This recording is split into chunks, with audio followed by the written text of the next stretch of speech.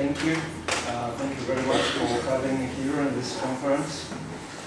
I promise that I'll do my best to speak less than 20 minutes. So, what I would like to put on the table actually today is a rather question. This question concerns what happens when the historical culture of a supposedly divided society goes digital.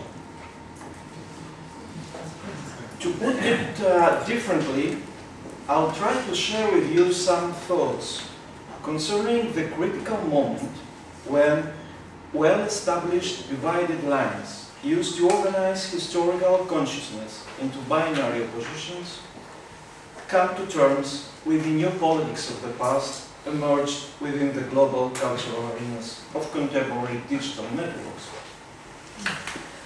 And I'll try to deal with this question taking into consideration another national example. The example of contemporary Greek historical culture. And that's because this particular national culture is very often represented as a culture of divisions. Indeed, for the most part of the 20th century, the ways in which Greek society was elaborating historical information in order to interpret the past produced antagonistic, contradictory, wholly inconsistent with each other historical narratives.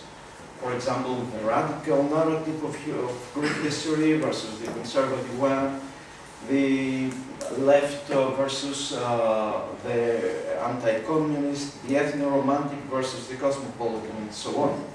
In that matter, it could be stated that historical culture in 20th century Greece looks like a universe consisted primarily of dualistic contradictions, mutual exclusions, and bold divided lines. Now, returning to the initial question, let's have a closer look at these divided lines, this time within the framework provided by the advent of digital technologies during the last 2 decades. To that end, I'll briefly discuss 2 recent cases. The first one has to do with still images. On August 2013, a set of few photographs was published in the daily Protothema. They captured Ilias Kassidiaris, spokesman of the Greek neo-Nazist party Χρυσή Αυγή, Golden Dawn, in swimming suit with a low-ranked celebrity in modeling. I think the name was, Elena Konstantinidou. The photographs were clear enough to show him having a huge swastika tattoo on his left shoulder. They were posted online, and soon they went viral. In the course of the following few weeks, the still images with the Nazi symbol were spread across countless Greek web pages. At the end of the summer, the Greek cyberspace had filled up with statements, critiques, comments, and even historiographical accounts on the Second World War or on the history of fascism. The majority of those arguments were profoundly critical, deriving from the predominant in Greek historical culture anti-Nazi narratives. But at the same time, these pages, these particular pages, the critical ones, had filled up with swastikas. At this time, it was quite common to read pages like this, to read, that is, anti-fascist texts squeezed between 2 or more photos of the tattooed Kassidiaris shoulder, between 2 or more fascist symbols. The first example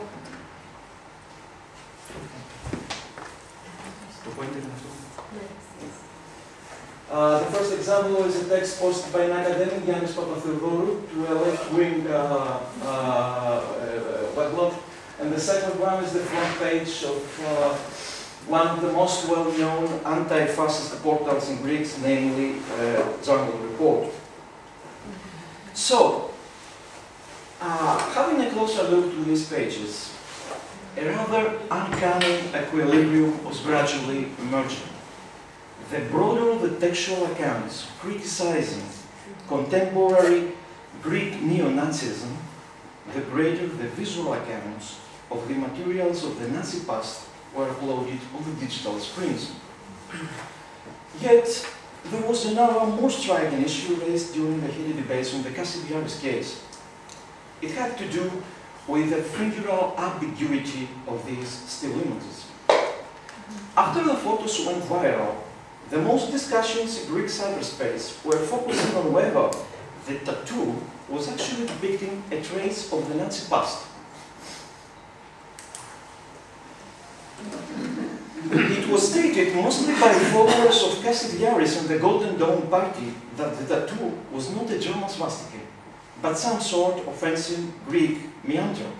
This is the response given by Cassidiaris the next day, posted on the official website of the Golden Dawn Party, and here is the main argument that this is not German, this is not Greek, this is not German, this is something Greek, something ancient. It has nothing to do with Nazism and the German past. So, another paradoxical situation was gradually emerging from Greek digital networks. Internet followers of neo-Nazism and racism were emphatically rejecting a Nazi genealogy of the swastika. At the same time, their opponents, writers like Yannis Papatheodorou and others, were accusing them of historical inconsistency. The second case I would like to discuss has to do once again with a member of the Greek Parliament and the memory of the Second World War. A month before Cassidiaris' case, Vangelis Diamandopoulos, member of the left party Syriza, closed his speech at the General Assembly by using a catchphrase dating back to the 40s. The phrase was "Rendezvous στα Κουναράδικα," and it's a little bit difficult to have an exact translation of this phrase into English. It sounds a little bit funny, but it would be something like this: "See you soon at the Forstos." The phrase is attributed to Aris Velouchiotis, the most prominent leader of the Greek resistance during World War II. By this phrase, Velouchiotis supposedly encouraged his comrades to be prepared for the lethal battle. The catchphrase began unfolding over the web, social networks, blogs, YouTube, information portals, even TV shows, newspapers, leading to a relatively significant media event. Historians, politicians, bloggers, journalists, as well as hundreds of anonymous commenters were debating for weeks on Second World War, on Greek Civil War, on fascism, and so on. Yet, just like in Cassidiaris' case, there was a certain degree of inconvenience for the participants in this particular debate. The vast majority of those who wrote the text or a comment, uploaded a video or a photograph, or simply liked, forwarded, or shared data concerning the debate have never heard this particular phrase before, nor were they familiar with any historiographical details concerning its use during the Greek 40s.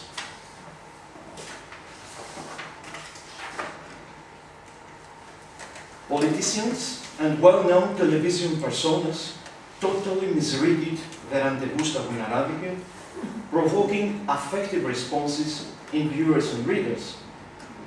The first example is the response given by Kostas Vaxavanis, a journalist, to another journalist, Yannis Preteteris, accusing him of raping history. And the other one is another comment on the video. The title is "The Most Stupid Answer for the Rendezvous στα Κουναράδικα given by the female member of the Conservative Party, Nea Demokratia." But even the Diamandopoulos, who first coined the phrase in order to inscribe the politics of his party within a Greek leftist tradition of resistance, quoted wrongly when we heard this phrase. Without any doubt, this was another case of a disturbing inconsistency in terms of contemporary historical culture. A verbal, this time, trace of the past seemed to be capable to organize a real history war in contemporary Greek cyberspace, not because of its power to represent a certain memory of the past, but exactly the opposite.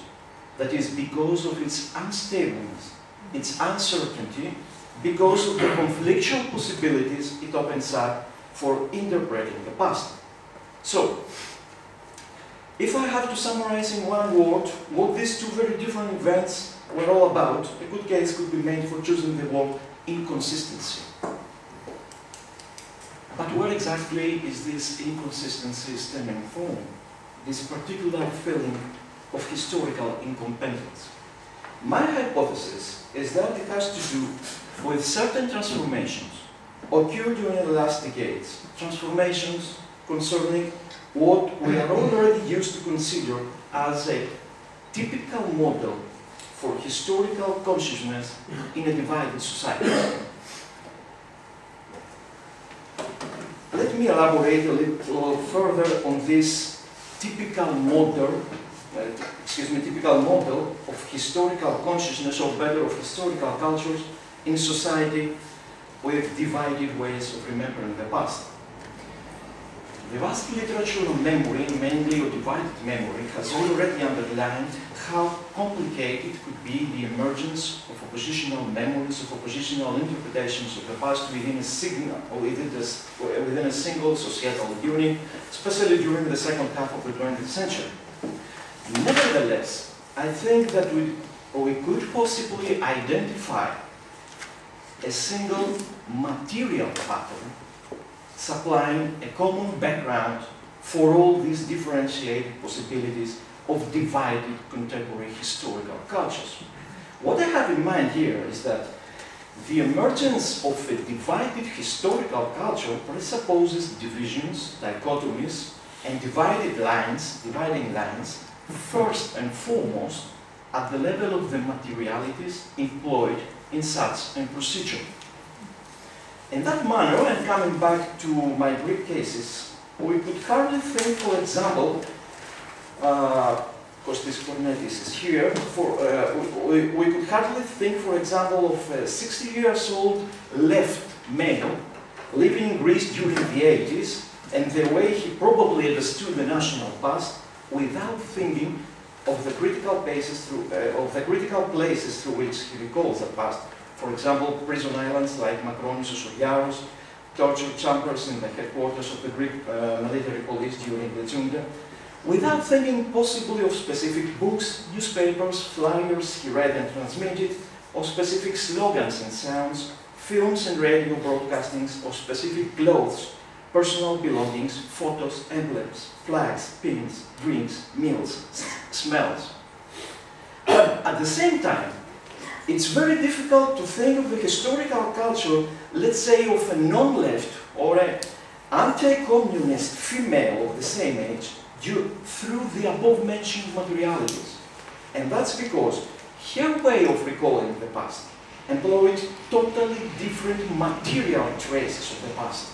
Different places, different buildings, different texts, different sounds, images, tools, clothes, and so on. Or at least differentiated aspects and details of the same materialities. And this is somehow what I had in mind using the term a typical model of historical culture in a divided society during the second half of the 20th century. In such a conceptualization of historical culture, the oppositional interpretation of the past have to be based on different sets of material traces of the past. Each one of these sets has to be unique. Each one of the traces has to find a unique position within these sets. So, according to this typical model, a divided historical culture could be seen as a battlefield where each side claims exclusive rights over certain material traces of the past, as well as a unique positionality for each one of these traces. And it is exactly this uniqueness of the materials employed and the unique way of arranging them in a certain historical narrative that finally constructs distinct blocks of memory, and the dividing lines, of course, between them. Now, if a material trace of the past is attempted to cross the lines, or if it is claiming for itself a more complex positionality, then the whole divided historical culture is at risk. It becomes inconsistent. And here is where the digital finally comes. We have already seen some examples where inconsistency within a supposedly divided historical culture, like the Greek one, is constantly increasing as this culture is transformed into a digital one. And I think that this is happening just because of the fact that the main priorities of this typical way of thinking about historical culture in a divided society, that is uniqueness, topological stability and immobility of the material traces of the past, all these priorities are not fully compatible with the priorities of what we could call digital culture. But which could be exactly these priorities in digital historical culture? I'm not going to list them, but I think that without any doubt, virality would be one of them. The term comes from biology. I think that this is the third time in this conference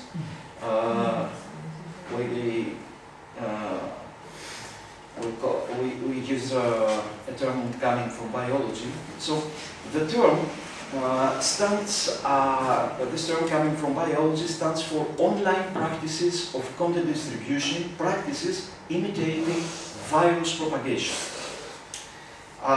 Originating in the digital debate, originating from marketing research, these practices began during the last decade the dominant paradigm of content dissemination in the digital domain, currently recognized under the term of viral sharing. It could be stated that in our times, viral sharing represents a significant change in the way we think about the production, distribution and consumption of meaning within the broader cultural arenas of digital networks. Now, how could we possibly think of virality as a defining element of contemporary Greek digital historical culture? Following Henry Jenkins, our visual and vocal traces of the past, the swastikas and the rendezvous στα Arabica and Castigliaris and Diamantopoulos cases could be perceived as spreadable texts. According to Jenkins, when meanings are circulating within chaotic digital networks, a certain type of text has to be always at disposal. A text, I quote, which has an intent and a set of preferred meanings, but in the end, it is left ambitious enough with enough open-ended details that it could be interpreted in a number of controversial ways. This is the valuable text. This is exactly the kind of the text which could become viral. That is, it could replicate itself in an almost unconscious way within even hostile discursive spaces, just like viruses, always looking for alien others, for the strangers or the enemies, the biological enemies, who could become their host. The swastika and the rendezvous στα Arabica intruded into hostile cyberspaces. The anti-fascist pages, in the case of swastika, and all these users who had not any kind of historiographical or political commitment to leftist narratives of the past, in the case of rendezvous στα Arabica. To put it differently, these particular traces of the 1940s organized the work of memory in contemporary Greece in a viral manner, in a manner where the coherence of the past, the consistency, or the uniqueness of its material traces, it is not anymore an issue. What really matters here is to accelerate, as Antonis said, is to accelerate the circulation of these small pieces of traces of the past, to push them to cross the dividing lines and to find a place for themselves in any possible interpretation of the past, familiar or hostile, to fill a leftist blog with digital swastikas, to turn a right-wing journalist into the most sufficient multiplier of Aris Velouchiotis words in cyberspace. I mean, Yannis Perdedes. Yet, as we had already seen, the most striking issue, especially in the Kassiliaris case, was the figural ambiguity of the spreadable images. Neo-Nazis were denying the fascist parts of the swastika, while their internet enemies were accusing them of historical inconsistency. Nevertheless, the Kassiliaris as well as the Diamantopoulos cases were indeed a matter of inconsistency, but I think it was rather a matter of viral historiographical inconsistency. It was exactly this ambiguity, visual or verbal, which reinforced the replication of these particular traces of the past within very different Greek cyberspaces. Quoting Jenkins once again, in order a video, a text, or an image to be spreadable, has to be rhetorically disassociated from its own genealogy.